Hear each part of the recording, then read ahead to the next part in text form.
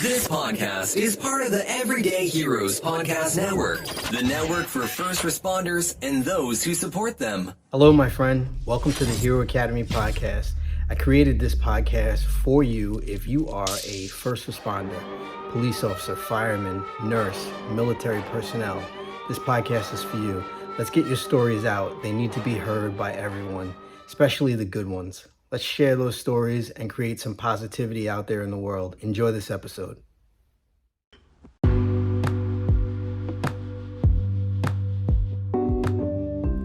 Hey guys, welcome back to another episode of the Hero Academy podcast. In this one, I have someone very special. And rather than me doing the introduction, I'm going to let ABC News do the introduction. Enjoy this episode.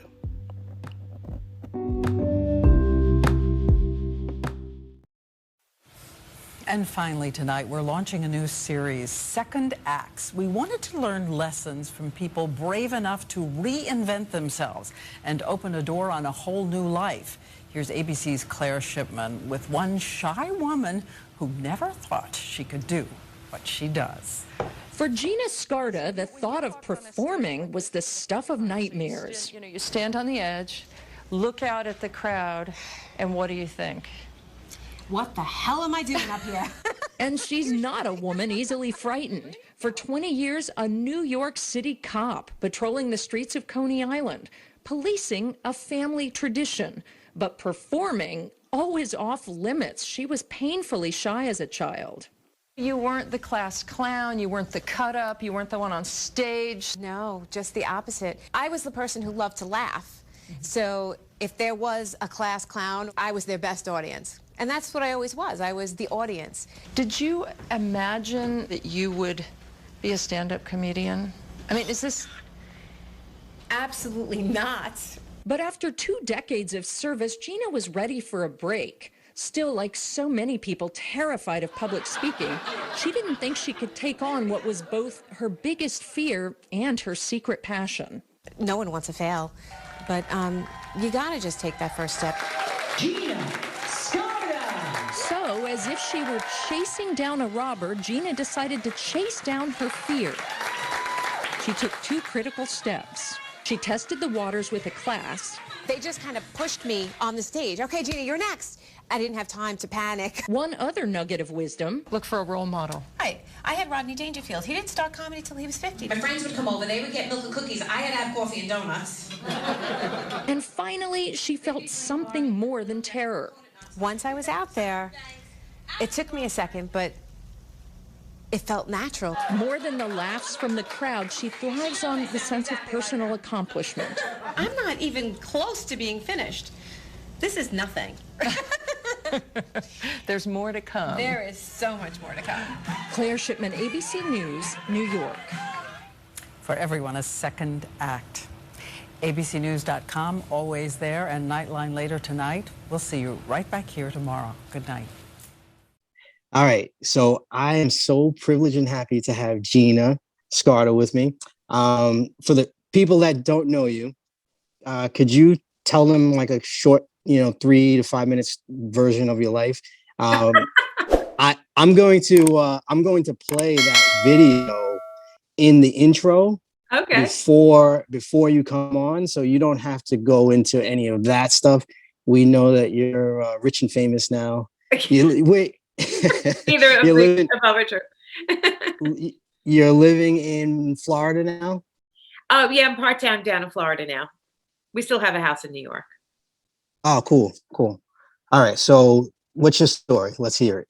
What's my story? My story is I am a retired New York City police sergeant who I retired in 2007, and I've just been living every day, just having fun now. So doing all the things that I wanted to always do from when I was a kid. Did you start? I'm sorry, I cut you off. Did you start doing those things before you left? Like, did you start dabbling? No, actually, it's a funny story. When I retired in 2007, it happened to be the same year that my daughter Andrea was going off to college, and she was always into theater as in high school. Like, so we were looking for schools with a good theater program because We assumed that's what she wanted to do. I assumed that's what she wanted to do. So we were driving around. We were driving back from SUNY Purchase, and they had a great theater program, and it was only 2 hours from home. I was like, I was so excited. And she turns around to me in the car ride home and says, "Ma, I don't want to go to school for theater. I want to go to school for environmental geochemical science." I was like, "What? No. This is your dream. You can't give up on your dream." And she's like, "No, Ma, this is your dream. If you want to do it so bad, you do it." And for the rest of the car ride home, I just sat there like, she's right. I had forced her into theater in high school. I took her kicking and screaming into theater camp for the summer. She never wanted to do this. This was something I always wished I could do. And I just never had the guts to do it or the time, but I had just retired. So I said, all right, now's the time. I mean, if not now, when, right? That's right. What were you doing right after you retired? Well, this happened immediately right after I retired. Right the year before I retired, I opened up a business. And I don't know if you've heard of it, but it was called Super Suppers. No, I They never were heard of all it. over for a while. For a short time, they were meal assembly businesses where people would come and have like a little party with their friends and put together dinners to take home and freeze and cook at their leisure. That whole industry just fell apart and broke down. I mean, I thought it was going to be fantastic. We were on the front cover of the Sunday New York Times. And if we couldn't make that work, I don't know, we were doing so great. And then everything just fell apart. And the whole, it was a franchise, and the whole franchise went under. Okay. So that happened in 2007. And so it was just as I retired. So I was dealing with that. And I should have went back to work because that was a big financial hit on us. But my husband said, you have an opportunity now to follow your dreams. So you should do that, because you've been working 20 years, you raised kids, now is your time. So do what you want to do. So I didn't go back to work because you have a year to go back after you retire. And I decided, okay, I'm going to do this. And I've been doing it ever since. So what do you do now? You're an actor, comedian, speaker. Yes. Well, things developed after that. So the first thing I did, because I didn't know what to do. I mean, I wanted to be an actress, right? So that was my dream. But I figured I might as well start off with something a little harder. So I decided to take a stand-up comedy class. And that's where I started, right? Because I figured if I could do that, I could do anything, because it's very hard. Think about it. You're up there totally vulnerable on a stage trying to get people to laugh. And if they don't, and I've had some incidences where there was crickets because the audience wasn't correct. My comedy is based on my life. And if I can't connect with the audience, which is somebody who is going through midlife or whatever, it doesn't work. I mean, I had done, I think it was the comic strip live in Manhattan, and the audience was completely 20-year-old college kids from down the block. I mean, I have a joke about Gilligan's Island. They looked at me like I had 3 heads. You never heard of Gilligan's Island? Come on. Really? But yeah, they don't know. Talk about menopause and midlife. No, they don't know any of that stuff. So, every comedian has their own audience, and that was not mine. But you live, you learn. And then after that, going on stage? Well, I was only doing it for a few months when I had decided to take I don't know what got into me. I decided to enter a comedy competition in Long Island, which was okay. I mean, everybody else was doing comedy for years, and here I was like 6 months into it. And I said, okay, it was out east actually at McGuire's Comedy Club. McGuire's, yep. Yeah. So it was Long Island's funniest competition. I'm like, all right. I didn't tell anybody I was doing it. I just went and did it. I mean,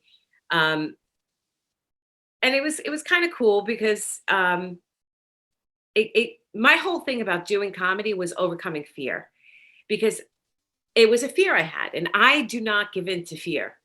If I fear something, I'm going to do it and face it so it goes away. Because really, that's the only way fear goes away, is if you do it, right? That's right.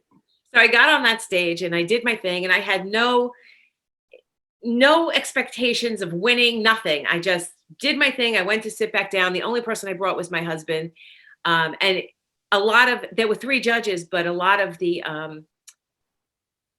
determination of who was going to win this thing was based on audience reaction. And I did okay. I did great. I was happy with it. I don't know. When you go on stage, if you don't remember what happened when you were on stage, you did good. You remember the bad stuff, but if you don't remember, it's just you're in flow. And you know what happens when you're in flow? It just goes. It's wonderful. But I sat down, I watched the rest of the comedians. I laughed because I am a great audience for people. I love to laugh. And when they were announcing winners, I sat down. I had just stuffed like a stuffed nacho in my mouth, and I hear them call my name as the winner. I'm like, oh my God.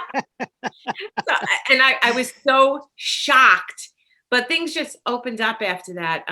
They had put a video up on YouTube, I think, at the time. And this woman, Marianne Maizano, who was she had already put together a group of girls called the Italian Chicks. She writes me and she goes, listen, I saw your video on YouTube. I want to talk to you about, trying you out for the Italian Chicks because I think you'd be a great fit. Can you send me a headshot and resume? I don't have a headshot and resume. I had nothing. I was brand spanking new. So I said, yeah, sure. And I never answered her. And then I went on doing my little, open mics or whatever. And then 6 months later, she called me again. And she said, listen, I want to try you out this weekend. I think she was short somebody. This weekend in Staten Island. Can you do it? Can you host and do 20 minutes? I'm like, okay. I said, yes. I had never hosted, and I didn't have 20 minutes of material. I had maybe 10 tops. Oh my goodness. But it was only like less than a year of me doing comedy. So I said yes. And then from that moment, and it was like the next weekend, I stressed. Dave, I cannot tell you the stress. It was up through the roof. But I did it, and I was with them the past 10 years. I stopped doing it right before, maybe a year before COVID hit, which they haven't been doing it now either. So that's really, really cool. I just want to say a quick shout out to Sarah for connecting us. Yes, love her. Yeah, we met in Dallas. I was at a speaking competition, and I spoke the first time. I was in flow. The second time, I remembered where I messed up, and I was like, "Oh, I didn't hit that. I didn't hit that little piece of the story." Do you have any funny stories from the NYPD? You got to have one that you tell everybody.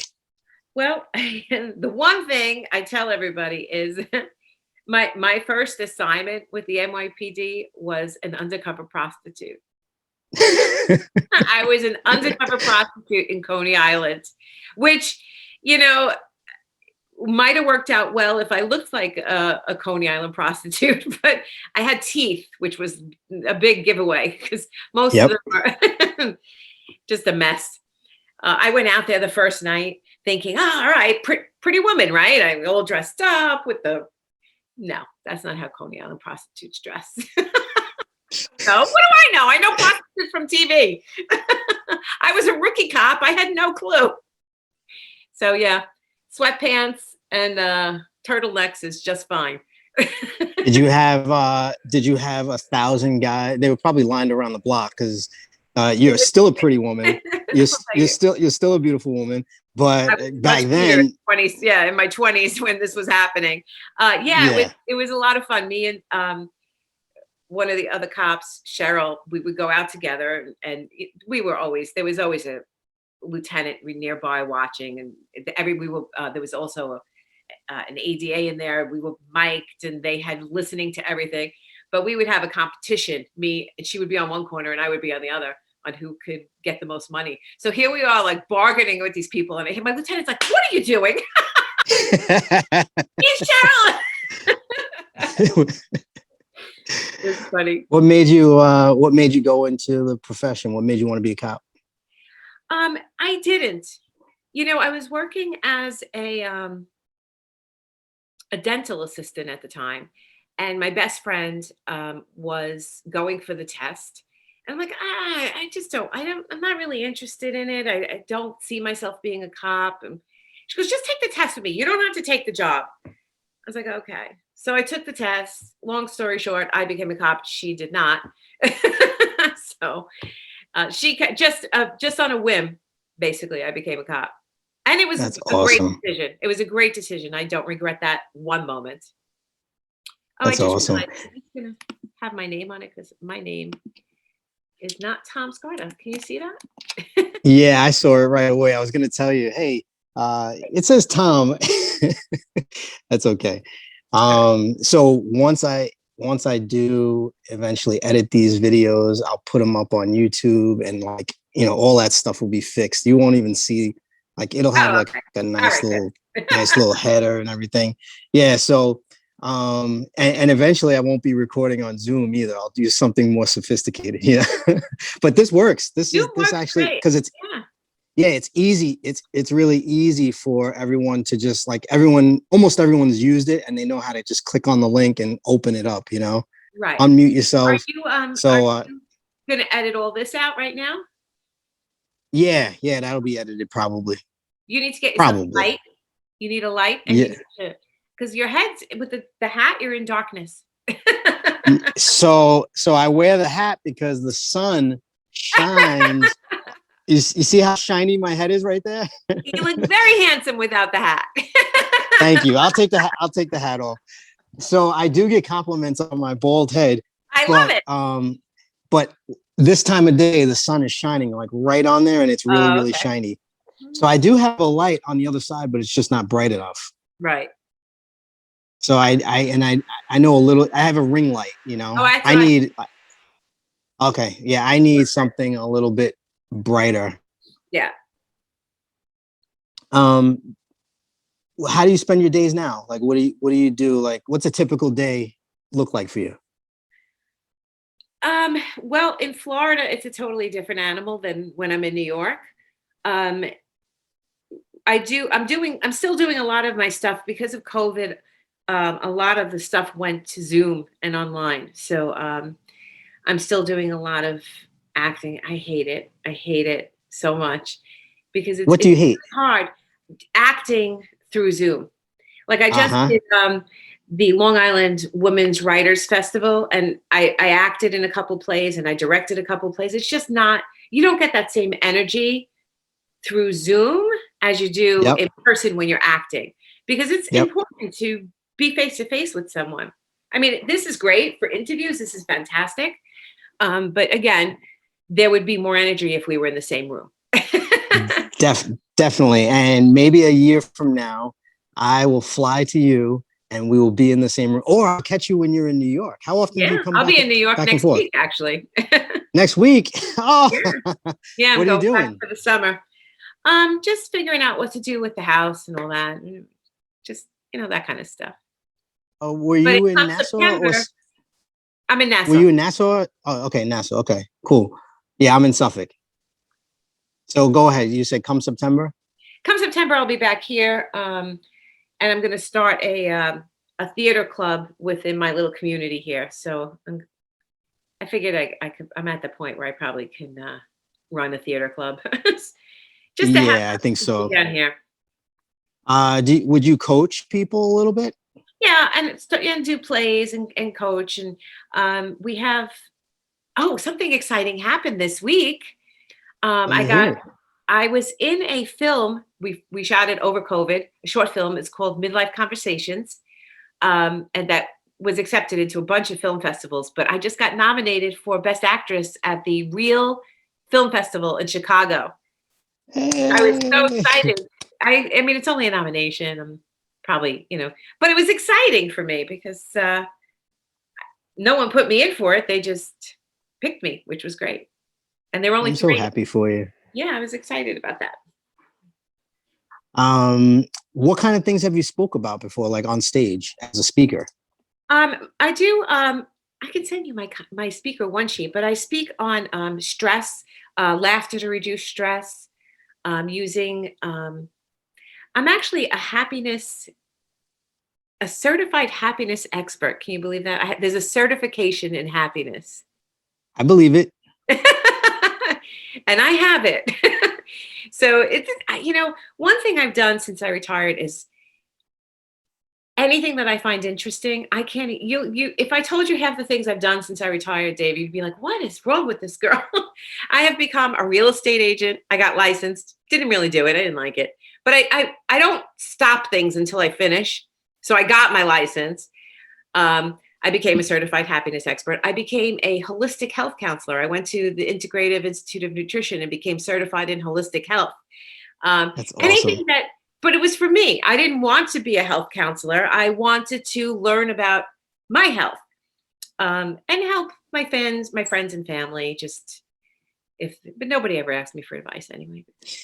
What do I know? Isn't it funny how the people closest to you will listen to a complete stranger before they listen to you? Yeah, that's the way it works. It So, is. It's true. my coaching program is not for anyone that I know personally. It's only for strangers. Exactly. What Exactly. is the of all the things that you've done and that you still currently do, what is the thing that you're most passionate about? Acting. Like, you love acting. I love acting. That is my passion. I really enjoy it. It's just so I don't even know the word for it. Freeing? I don't know. It's great. It's a great release for your soul to pour yourself into a character that's not you, because you learn so much about other people doing this. It's so interesting. Most of the, don't get me wrong, 90% of the time I'm playing a crazy wife or mother. 90%. Uh-huh. I don't, am I typecast? I don't know. I have no idea. But every once in a while I play a different kind of role, which is fun. That sounds really cool. I considered it, but I don't think that that's like where my heart would be. Like, it's one of those things that I would want to try, Right. but it's like stand-up comedy. I want to definitely do it. Well, we went to this place in Queens in Astoria. I think it's called the Q, but I'm not 100% sure. Mhm. And it's for new comics, and it's very small and very intimate. When I figure out the name of it, I'm gonna send it to you. My Mhm. girlfriend and I, we went and we listened to about 5 or 6 comedians up there. Some of them had their cell phones. Some of them were reading off of notes. Yeah. And it was very, very cool to see them in the early stages of their process. Right. And some of them were really funny. They were like, "Oh, all right, I got to scratch that joke off because that one doesn't work." And the guy that I thought was the funniest was the guy who kept saying that on stage. Like, he kept running that repeating theme. He's like, "Oh, that one really killed," you know. And then he'd be like, "Oh, that's a horrible joke. I got to get rid of that." So he kept saying, like, he kept saying it, Right. It and just became the part of his way act. it became part of his act, and it was really, really good. And I was like, "Wow, this is really cool." And it was fun to see them in the early stages of Yeah. their careers.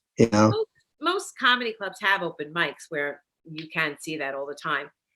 But as a speaker, I found that being a stand-up comic was the best thing, because you're able to make your speeches funny, and funny speakers are the highest paid speakers. They're the No, ones no doubt. they get. So I recommend to anyone who is in the speaking career, doing the speaking circuit, take a stand-up comedy class and get some comedy in your speeches, because no one wants to listen to. I mean, I've listened to some speeches where I just wanted to, take a nap. Uh-huh, But uh-huh. when they make me laugh, you got them right here. But can anyone be funny though? That's the question. Anybody could be funny. That's your Anybody. feeling? Oh, I think so. I Yeah. I think so. Anyone can hone the craft. Anyone can hone the craft. I think you pick someone who's like grouchy and like, serious, has like maybe an accountant, something stupid. They can still find funny in what they do. And they can make fun of themselves.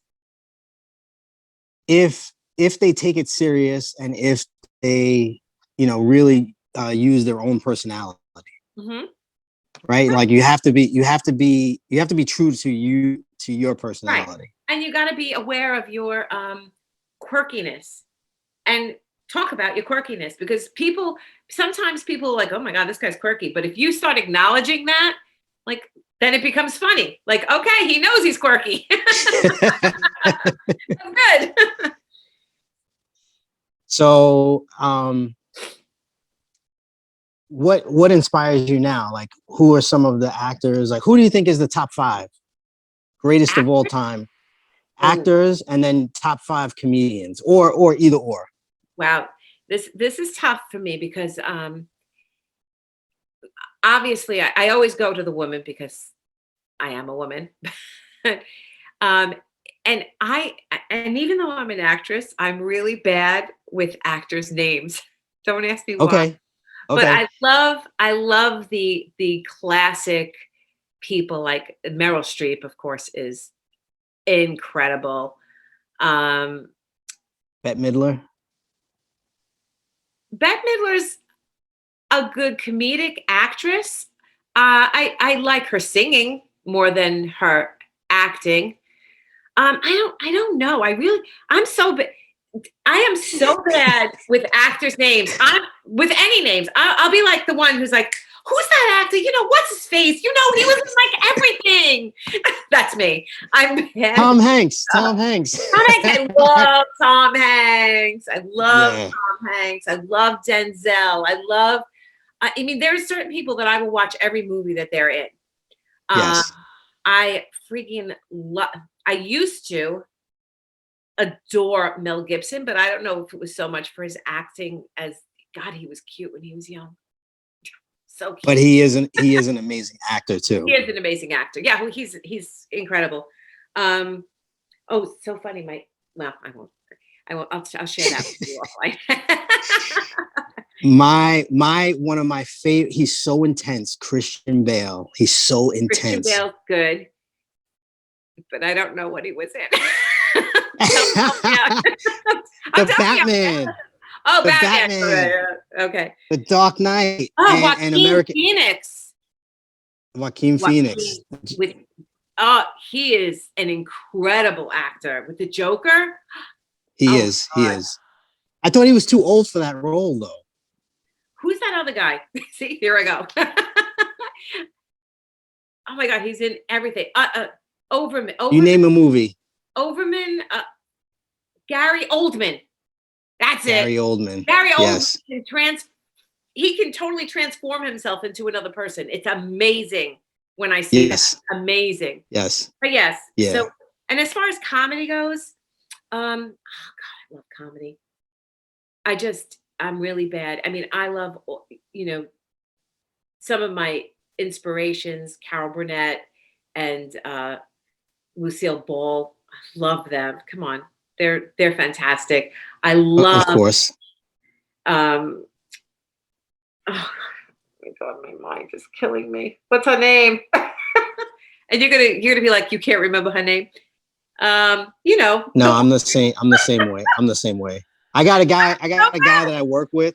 That can quote lines from movies from 15 years ago. I'm like, how do you know that line? And he knows the actor in the movie. And I'm like, how do you know this stuff? So I grew up. The naming of the people I lose. Joan Rivers. That was it. How do you know? Joan Rivers. She is fantastic. All my actor people are dead. I mean, my comedian people are dead. That's terrible. I grew up on Lucille Ball and Jackie Gleason.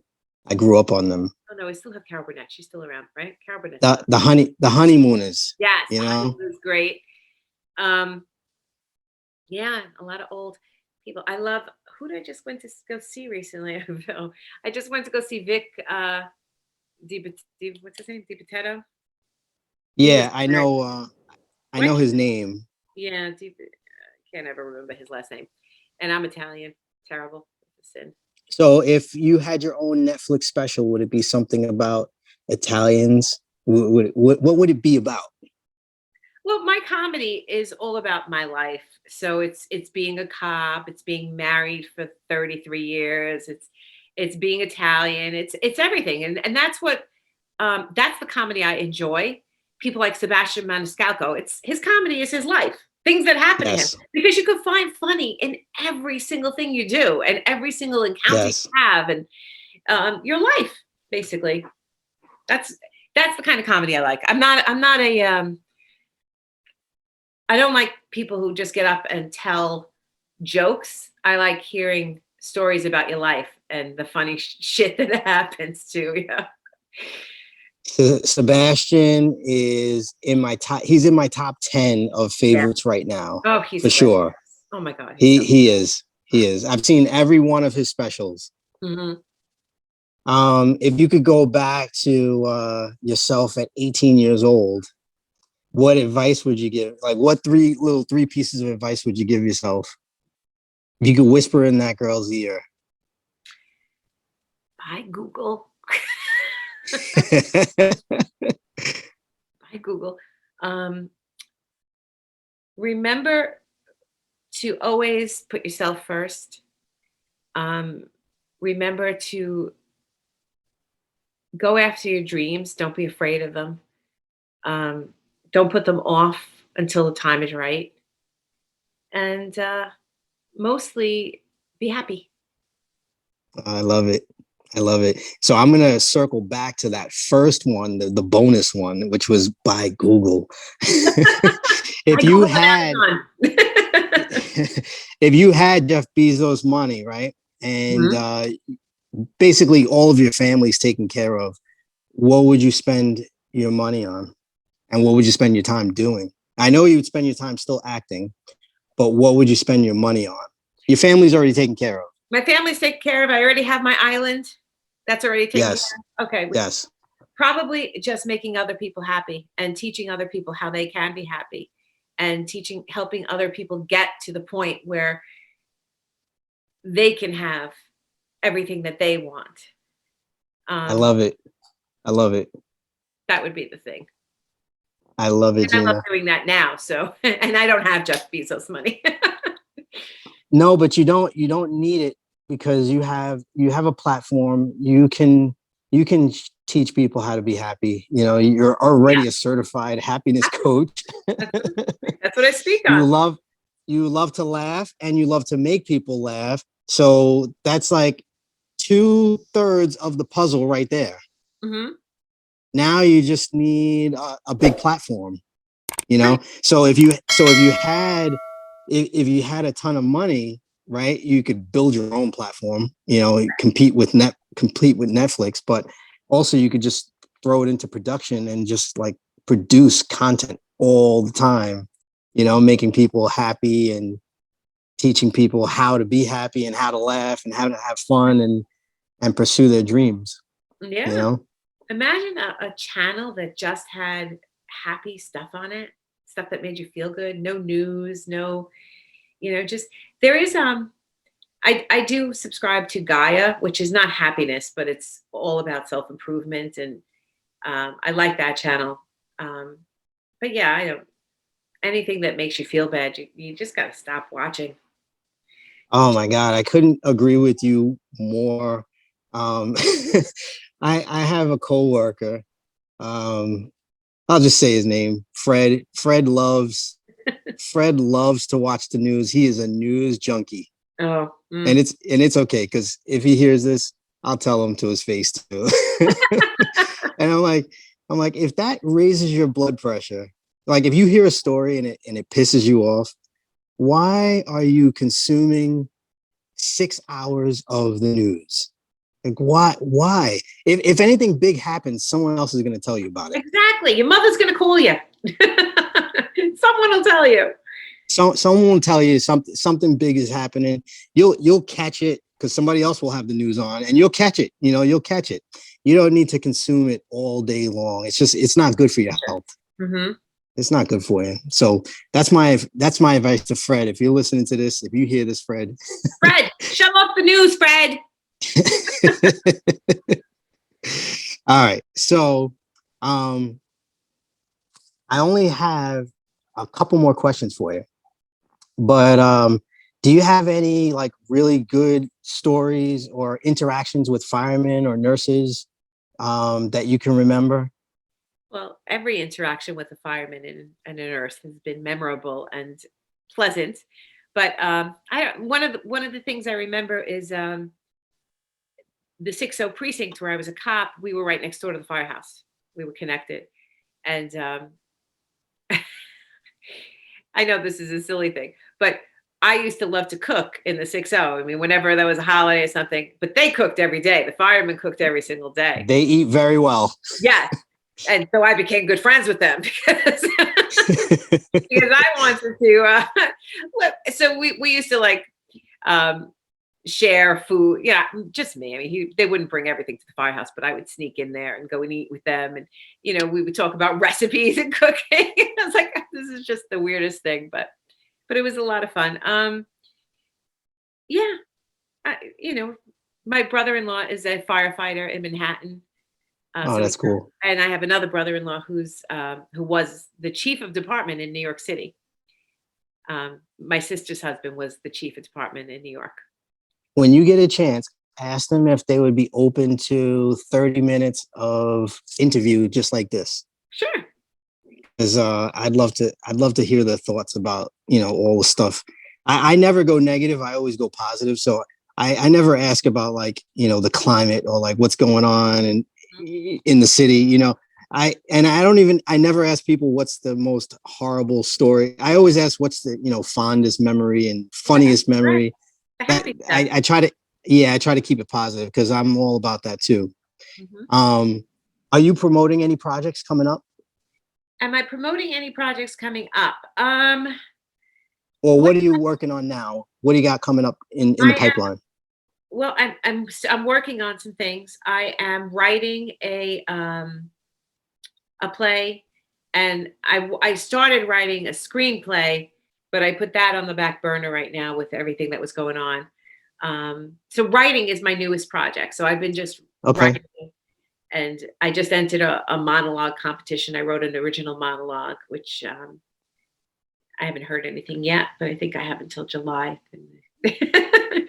So it's fun. It's just basically taking it to a different level. So I'm trying to write original stuff now and get it. I love that you explore everything that your heart desires. Everything that you like. Oh, I think I'd like to do that.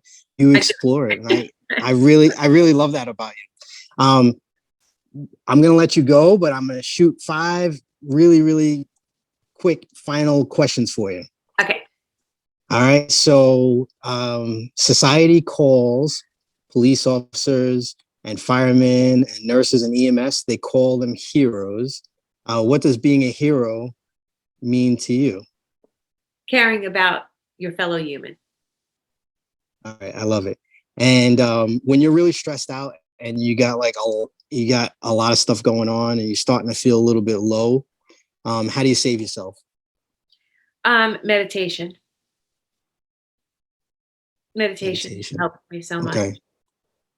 Would you ever consider coaching people to down the line? Like, I think you actually mentioned that you would. Yes, I feel like I do coach a lot of people. I mean, I don't get paid for it, but we'll have to talk about that. We'll have to talk about that offline, because you should be coached for a lot of things. All right, you should be getting paid for it, because that way you can make a bigger impact, and people will take it more serious too, Mm-hmm. And when people get things for free, it's like, oh, I told you how to do that 6 months ago, and so no investment means no emotional investment. That's what exactly. I heard. Agree with that, 1,000%. What is your best ability? What's your I know what it is. After you answer, first I'm going to give you what I think is your power, your superpower. What's my is that you are fearless. You break through fear. You bust through fear. Like, I don't know many people that would go and do stand-up, because stand-up is more scary than public speaking. You're really you're really exposed. You're really like, you're out there and everyone is looking to you with expectations. Yeah. But that's So where what the do you, magic happens, right? You got to break through that fear and go do it. And I agree. I'll say being fearless, or all right, I love it. attempting to be fearless. I'm not always fearless. I mean, the fear is sometimes there, but you got to work through it. And the last question, if you had a comic superpower, like a comic book superpower, Oh, what would it be and why? um, Super Gina. Super Gina. I think, oh God, it's a toss up between being able to fly, because I always wanted to be able to fly, and being invisible. It is always a toss up between those things because did you grow up watching Wonder Woman with her invisible jet? No, I did not. I was not a Wonder Woman fan. You were not. No, you'd think I would be, but no. Although I did see the movie, the recent movie. Was it with what was her name? I can't remember. See? 1984. Gail Gadot. Yes, her. So most people choose flying because flying represents freedom, and that's the thing about flying. You know, that's why most people choose it. Because imagine if you could just like bend your knees and blast off into the sky. You know. Yeah, that would be great. But imagine being invisible. Think of the things you could do. Think of the things you would be able to find out, the truth on anything. Truth is important to me. Invisibility is good. Oh, But I think I think you might be treading on dangerous ground. I'm you invisible. never know. Can't be dangerous if I'm invisible. It's true. You Gina, find out things you don't want to know, right? that's true. That's what might happen. I just want to say, I said it. I think I said it before we actually started officially recording, that I am so grateful that I got a chance to link up with you and talk to you. And I'm so honored to be here. I definitely want to do it in person somewhere in New York would be awesome. I would like to link up with you and have someone record it, and we'll continue the conversation because I think that you're amazing and you are the biggest star that I've had on the show to date. I mean it. You're the only person. I have one other person that has, he's a comedian, he's an internet marketer, and he's actually never held a job. He's worked. His name's Tom Antion, and he's one of my mentors, and he's done a lot of different things like you. Like he's just has a lot of life experience because he's been a speaker, comedian, author, internet marketer. Like the list goes on and on. Right. But you're the only star that I know. I'm not a star, but thank you. listen. You can say it as much as you want to say it, but your star is shining bright right now, and I know it's going to shine, bigger and brighter. Just because in your mind you think that your star is like this, in my mind your star is like so much bigger. Thank you so much. Thank you, Steve. Thank you for having me on. Yeah, we'll talk soon. Okay. Bye.